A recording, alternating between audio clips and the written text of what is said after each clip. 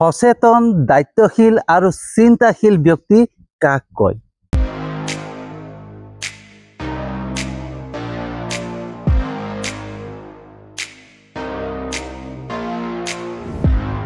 Good evening বন্ধুসকল, শুভ সন্ধ্যা। তো বন্ধুসকল, যাৰ চেতনা থাকে, যি নিজৰ চেতনাৰে কাম কৰে, তেওঁৱেই সচেতন। আৰু যি দায়িত্বৰে কাম কৰে, নিজৰ দায়িত্ব বুজি পায়, তেওঁৱেই দায়িত্বশীল। আৰু যি শুদ্ধ ভাৱনা, শুদ্ধ চিন্তাৰে, নিজৰ বিবেকেৰে চিন্তা কৰে, তেওঁৱেই চিন্তাশীল। আৰু এই তিনিওটা শব্দ যাৰ মাজত থাকে, তেওঁৱেই সৃষ্টিশীল।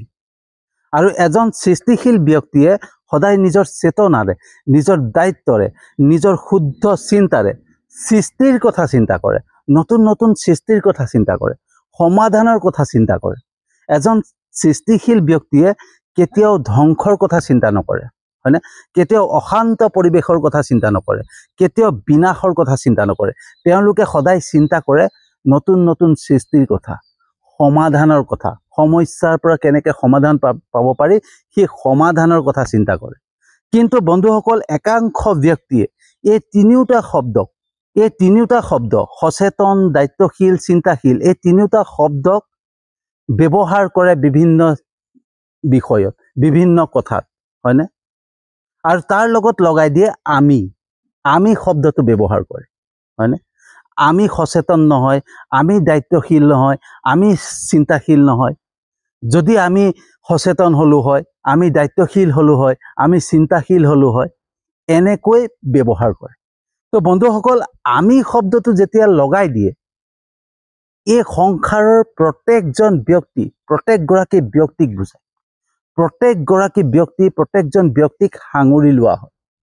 আৰু যদি বন্ধুসকল এই সংসাৰৰ প্ৰত্যেকগৰাকী ব্যক্তি সচেতন নহয়, দায়িত্বশীল নহয়, চিন্তাশীল নহয়, তেন্তে হলে এই সংসাৰৰ যি নতুন সৃষ্টি হৈছে, যি আৱিষ্কাৰ হৈছে, সেয়া কোনে কৰিছে?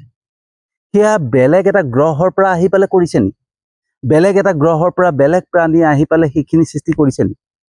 সেই সৃষ্টিখিনি, যি নতুন নতুন সৃষ্টি হৈছে, যি আৱিষ্কাৰ হৈছে, সেই আৱিষ্কাৰখিনি, সেই সৃষ্টিখিনি এই সংসাৰৰ একাংশ লোকেই কৰা নাই জানো? তেতিয়াহ'লে বন্ধুসকল, যেতিয়া আমি শব্দটো ব্যৱহাৰ কৰোঁ, আমি শব্দটো ব্যৱহাৰ কৰিলে সেই একাংশ সৃষ্টিশীল ব্যক্তিকো সাঙুৰি লোৱা নহয় জানো? তেতিয়াহ'লে চিন্তা কৰক, সেইজন ব্যক্তি, যিজন ব্যক্তিয়ে আমি শব্দটো লগাই পেলাই এই তিনিটা শব্দক ব্যৱহাৰ কৰে, সেইজন ব্যক্তি কিমান সচেতন, তেওঁ কিমান সচেতন, হয়নে? তেওঁ যদি সচেতন হোৱাহেঁতেন, শব্দ ক'ত ব্যৱহাৰ কৰিব লাগে, কেনেকৈ ব্যৱহাৰ কৰিব লাগে, সেইটো নিশ্চয় জানিলে হয়, হয়নে? কিন্তু তেওঁ সেই বিষয়ে অৱগত নহয় বা নাজানে, কিন্তু ব্যৱহাৰ কৰিব লাগে কৰি দিয়ে, হয়নে? আমি সচেতন নহয়, আমি দায়িত্বশীল নহয়, আমি চিন্তাশীল নহয়। তো আমি বুলি কোৱাৰ লগে লগে এই সংসাৰৰ সকলোকে, হয়নে? এই সংসাৰৰ প্ৰত্যেকজন ব্যক্তি, প্ৰত্যেকগৰাকী ব্যক্তিকে বুজায়, হয়নে? তো বন্ধুসকল, এজন সৃষ্টিশীল ব্যক্তিয়ে যি সৃষ্টিৰ কথা চিন্তা কৰে, যি সমাধানৰ কথা চিন্তা কৰে, যাৰ চেতনা থাকে, যাৰ দায়িত্ব থাকে, যাৰ শুদ্ধ চিন্তা থাকে, তেওঁলোকে সদায় সমাধানৰ কথা চিন্তা কৰে, সৃষ্টিৰ কথা চিন্তা কৰে, হয়নে? যিকোনো পৰিস্থিতিত তেওঁলোকে সমাধানৰ কথা চিন্তা কৰে, কেনেকৈ সমাধান কৰিব পাৰি। তেওঁলোকে প্ৰব্লেম ক্ৰিয়েট নকৰে, হয়নে? তেওঁলোকে সমস্যাটো বৃদ্ধি নকৰে, সমস্যাটো কেনেকৈ সমাধান কৰিব লাগে তাৰ কথা চিন্তা কৰে। যদি তেওঁলোকৰ ওচৰলৈ, ধৰি লওক ময়ে এজন সচেতন ব্যক্তি, মই এজন দায়িত্বশীল ব্যক্তি, মই এজন চিন্তাশীল ব্যক্তি, আৰু যদি মই এজন সচেতন, দায়িত্বশীল, চিন্তাশীল ব্যক্তি হয়, তেতিয়াহ'লে মোৰ ওচৰত যদি কোনোবাই অভিযোগ লৈ আহে, তেতিয়া সেই অভিযোগ দিওঁতাজনক মই ভালকৈ চাম, তেওঁৰ বিষয়ে ভালকৈ জানিবলৈ চেষ্টা কৰিম। ধৰি লওক ৰামে মোৰ ওচৰত অভিযোগ লৈ আহিছে ৰহিমৰ বিষয়ে, হয়নে? ৰহিমৰ বিপক্ষে ৰামে মোৰ ওচৰত অভিযোগ দিছে যে ৰহিমে এনেকুৱা কৰিলে, যিকোনো বিষয়, যিকোনো কথা লৈ পেলাই অভিযোগ দিবলৈ আহিছে ৰহিমৰ বিপক্ষে। আৰু ৰামে যেতিয়া মোক অভিযোগ দিছে, সেই অভিযোগখিনি মই শুনাৰ দায়িত্ব প্ৰথম। মই সচেতনতাৰে নিজৰ চেতনা শক্তিক জগাই মই ৰামৰ কথাখিনি শুনিব লাগিব। ৰামৰ কথাখিনি শুনি ৰামৰ বিষয়ে জানিবলৈ চেষ্টা কৰিব লাগিব যে ৰাম কেনেকুৱা মানুহ, হয়নে? ৰামৰ মানে আচৰণ কেনেকুৱা, ৰামৰ এটিটিউড কেনেকুৱা, ৰামৰ স্বভাৱ কেনেকুৱা, ৰামৰ চৰিত্ৰ কেনেকুৱা, ৰাম মানুহজন কেনেকুৱা, সেইটো মই জানিবৰ চেষ্টা কৰিব লাগিব। মই সচেতন হয়, হয়নে? সচেতনতাৰে মানে চেতনা শক্তিক জগাই মই তেওঁক ৰামক জানিবলৈ চেষ্টা কৰিব লাগিব। আৰু যেতিয়া সম্পূৰ্ণৰূপে ৰামক জানি ল'লোঁ, জানি লোৱাৰ পিছত মই ৰামৰ পৰা আঁতৰি গৈ মোৰ দায়িত্ব এটা থাকিব। মই যদি দায়িত্বশীল হয় তেতিয়াহ'লে মই দায়িত্ব লৈ মই চিধাই ৰহিমৰ ওচৰত যাম, হয়নে? আৰু ৰহিমৰ ওচৰত গৈ পেলাই ৰহিমক ৰামৰ বিষয়ে মই যে ৰামৰ ওচৰৰ পৰা আহিছোঁ সেই কথা মই নজনাওঁ। আৰু ৰহিমক মই ৰামৰ বিষয়ে সুধিম যে ৰাম কেনেকুৱা, ৰাম সমস্যাত পৰিছে, ৰাম অলপ প্ৰব্লেমত পৰিছে, গতিকে তুমি কি চিন্তা কৰা, তেওঁৰ বিষয়ে কি চিন্তা কৰা, তুমি তেওঁক কিবা এটা হেল্প কৰিব লাগিছিলে, আমি গোটেইখিনিয়ে মিলি পেলাই ৰামক কিবা এটা হেল্প কৰিব লাগে, গতিকে মই তোমাৰ ওচৰত আহিছোঁ, তুমি কি চিন্তা কৰা। তো মই সেই বুলি কৈ পেলাই ৰহিমৰ ৰামৰ প্ৰতি থকা ভাৱধাৰা জানিব লাগিব, হয়নে? ৰহিমৰ ৰামৰ প্ৰতি কেনেকুৱা ধৰণৰ ভাৱধাৰা, কেনেকুৱা চিন্তা কৰে, ৰহিমে ৰামৰ বিষয়ে কেনেকুৱা চিন্তা কৰে, সেইটো মই প্ৰথম জানিব লাগিব। তাৰ পিছত লাহে লাহে লাহে লাহে মই গোটেই মানে সমস্যাটো ৰহিমক জনাব লাগিব আৰু সম্পূৰ্ণকে ৰহিমৰ মই জানিবলৈ চেষ্টা কৰিব লাগিব যে ৰহিমেও ৰামৰ লগত সমাধান বিচাৰে নে নাই। সেই তেনেকে বন্ধুসকল ৰাম আৰু ৰহিমৰ মাজত আমি সমাধান উলিয়াবলৈ চেষ্টা কৰিব লাগিব। যদি মই সচেতন হয়, মই দায়িত্বশীল হয়, মই চিন্তাশীল হয়, হয়নে? মই সমাধান বিচাৰিব লাগিব, ঠিক আছে, ৰহিম আৰু ৰামক কেনেকৈ মিলাব পাৰি, হয়নে? আৰু যদি মই সচেতন নহয়, মই দায়িত্বশীল নহয়, মই চিন্তাশীল নহয়, তেতিয়াহ'লে মই কি হ'ব, মোৰ স্বাৰ্থ থাকিব, হয়নে? এজন সচেতন ব্যক্তিৰ, এজন দায়িত্বশীল ব্যক্তিৰ, এজন চিন্তাশীল ব্যক্তিৰ কেতিয়াও নিজৰ স্বাৰ্থ নাথাকে, কেতিয়াও বেয়া ভাৱ নাথাকে, বেয়া চিন্তা নাথাকে, হিংসা ভাৱ নাথাকে, সদায় সকলোৰে প্ৰতি এটা সমান ভাৱ থাকে, হয়নে? এজন সচেতন, দায়িত্বশীল আৰু চিন্তাশীল ব্যক্তি। গতিকে মই যদি সচেতন হয় তেতিয়াহ'লে মই কেতিয়াও দুই পক্ষৰ মাজত বিবাদ নিবিচাৰোঁ, হয়নে? সমাধান বিচাৰিম আৰু দুই পক্ষৰ কথা শুনিম। আৰু যদি মই সচেতন নহয়, মই দায়িত্বশীল নহয়, মই চিন্তাশীল নহয়, তেতিয়া মোৰ মাজত থাকিব স্বাৰ্থ।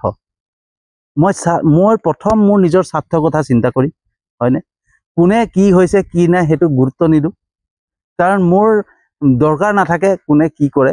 কিন্তু মই চাম যে ৰামৰ পৰা মই কিবা স্বাৰ্থ আদায় কৰিব পাৰিম নেকি, বা ৰামৰ দ্বাৰা মই কিবা স্বাৰ্থ আদায় কৰিব পাৰিম নেকি।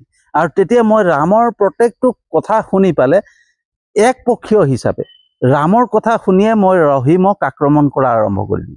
তাৰ পৰা কি হ'ব, তাৰ পৰা কি পৰিস্থিতি উৎপন্ন হ'ব, কি মানে তাৰ পৰা কি প্ৰতিক্ৰিয়া আহিব, সেইটো মোৰ চিন্তা কৰা শক্তি নাথাকে, কাৰণ মোৰ চিন্তা শক্তি নাথাকে ন। মই চিন্তাশীলতো নহয়, হয়নে?